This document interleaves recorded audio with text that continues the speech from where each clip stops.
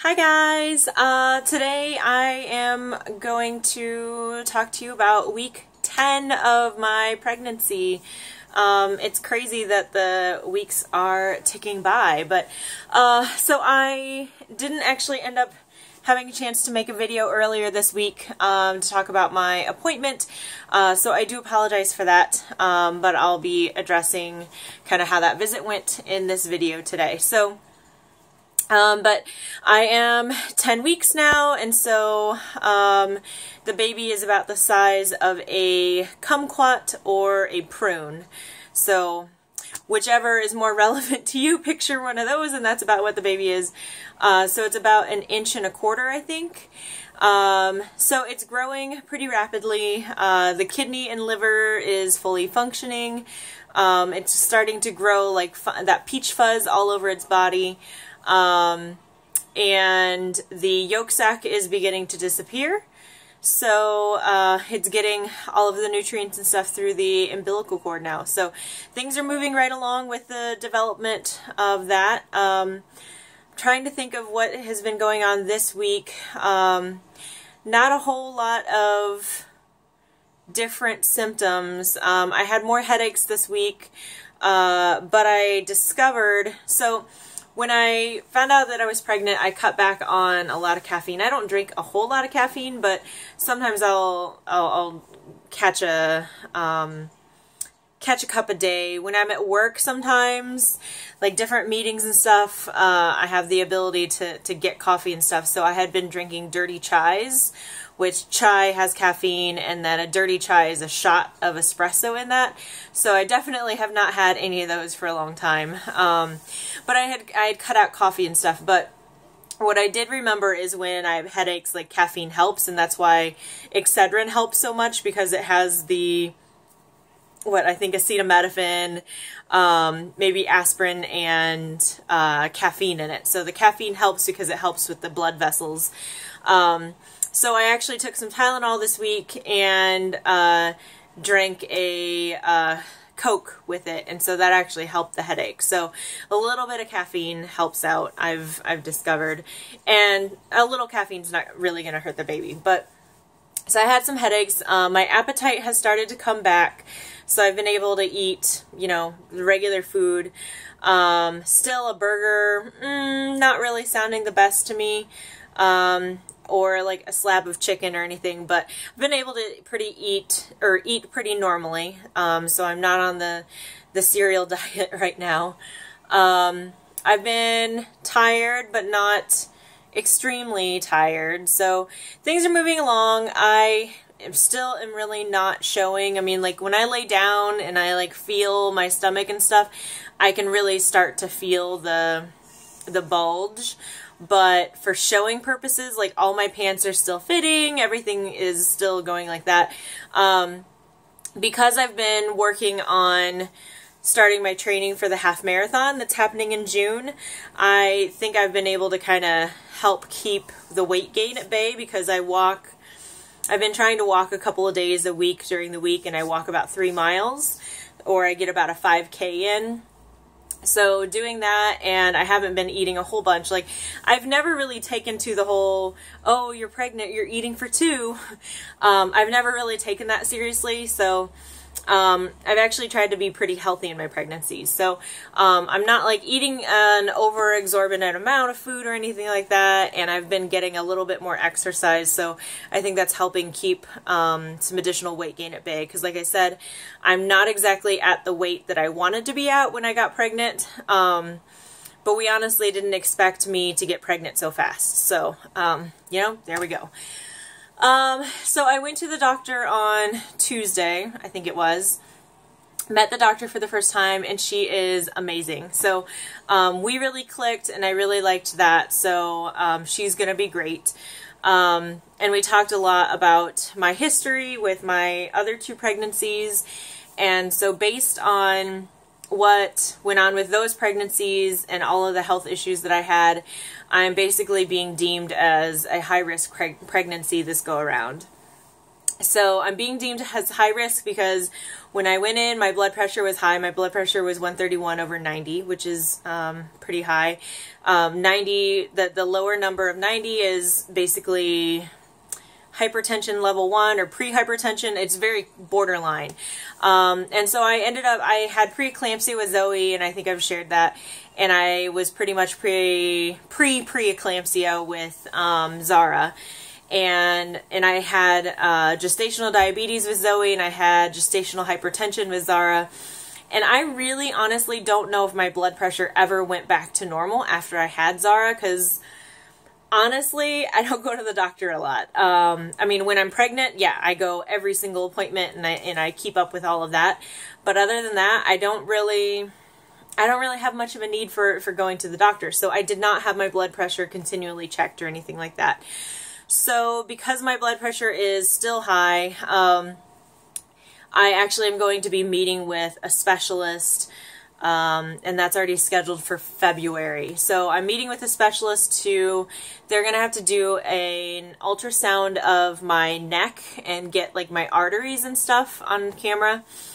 And they're going to be doing some blood work, and I have to do a urine collection for 12 hours. So I have to, every time I pee within a 12-hour period, I have to collect that, which I will say is far better than having to do the 24-hour urine collection, which I had to do when I was pregnant with Zara. It gets pretty nasty. So I will have to do a 12-hour collection, blood work, and the ultrasound. And they're just really going to be closely monitoring my blood pressure and trying to find the best course of care for me. So whether that's if I have to go on medication to keep the blood pressure in check, I don't know if, you know, changes in my diet, if that's something that I'll do or need to do, or, you know, and heaven forbid bed rest. So, I don't know. I'm just, I trust in the doctor. I trust in the care that's happening, and we'll go from there. So I have the meeting with a specialist already scheduled. I think it's February 11th.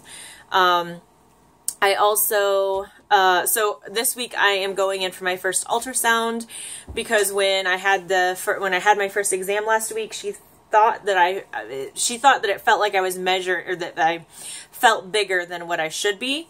Because I should be about 10 weeks along, and she thought that it felt a little bit bigger. So we're doing the first ultrasound tomorrow to really just get a clear date and size of the fetus and stuff, to really figure out when the actual due date is.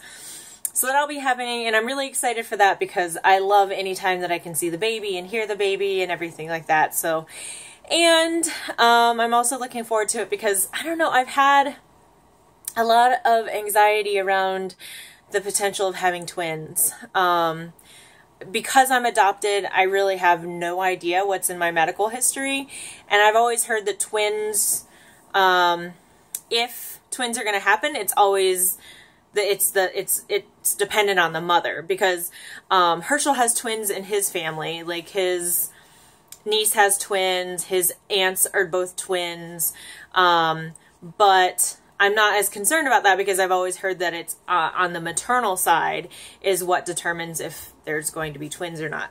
But given I have no idea my history, I don't know. So, I mean, I also have been looking up like symptoms and stuff. I mean, it's hard. It's because every pregnancy is different, and every pregnancy is different for everyone else. So what I may experience is going to be completely different than what you may have experienced, or somebody else you know has experienced. So it's really hard to go off of that. But I just have this, like, perhaps irrational or unfounded fear.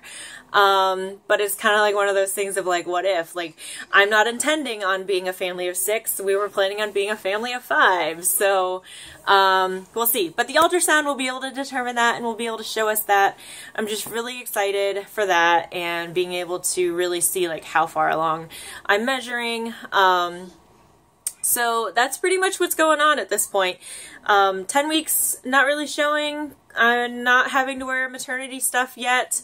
I've told close coworkers at work, you know, like my small team, but I haven't shared with my students yet, and I haven't shared with like the larger team. I just, I figure I'll share that when it's more obvious, or perhaps when I like have seen the baby and all of that, you know, like I wanted to share with a small group of folks, my small group of coworkers, because I like to talk about it, but also should something happen, I wanted to be able to have a small like support web around me if something were to happen. So that's kind of what's going on. So 10 weeks, things are going well, and I will let you know how the ultrasound goes, and I'll probably have pictures, but that's the update from me. So I'll see you later. Okay, so I went to the doctor on Monday morning. Well, not really the doctor, but I went for my ultrasound, and that was the first ultrasound of the pregnancy. And it looks like there is only one baby in there, so there is no twins. There are no twins. There are no twins. There is only one baby in there. We got to see the heart beating. We didn't get to hear it this time, but we did get to see the heart beating, nice and steady at 176.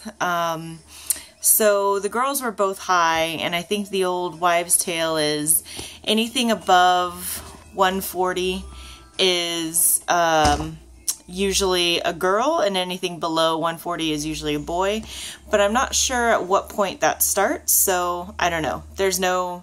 I have been having dreams that it might be a boy, but I am not really sure, so we'll see. I have another ultrasound scheduled for early to mid-February, and at that point they'll be doing some of the genetic testing. They'll be measuring the width of the neck, or the thickness of the neck, to test for trisomy 18 and Down syndrome, and I think a couple of other things. So, but the baby looked great. It looks like, at this point, it looked like a little grasshopper.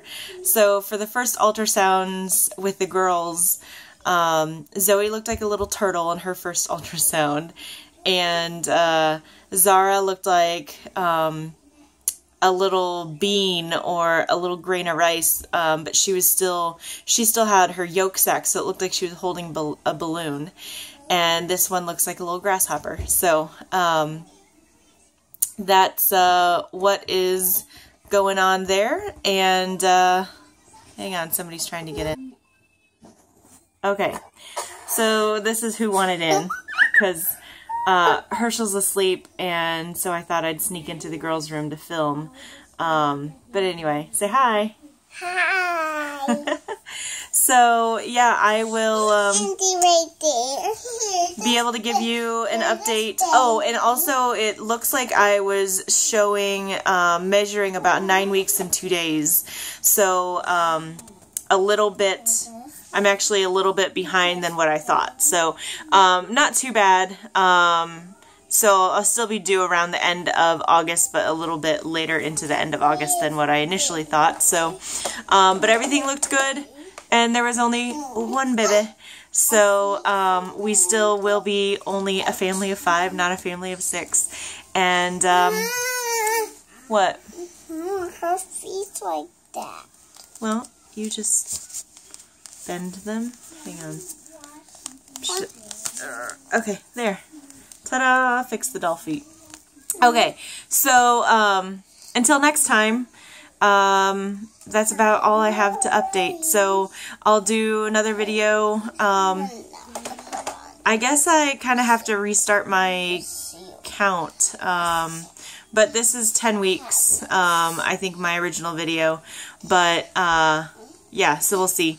I'd go back to see my doctor on the 11th of February, so I'll have a little more information then. But things are going well, progressing right along. Still no baby bump. I haven't really gained any weight, so, which I'm fine for that, because I know the weight gain will come later. It's not like I'm not healthy or anything. So all of that will come later, and I'll see you next time. Bye. Bye. You gotta get in there. Okay.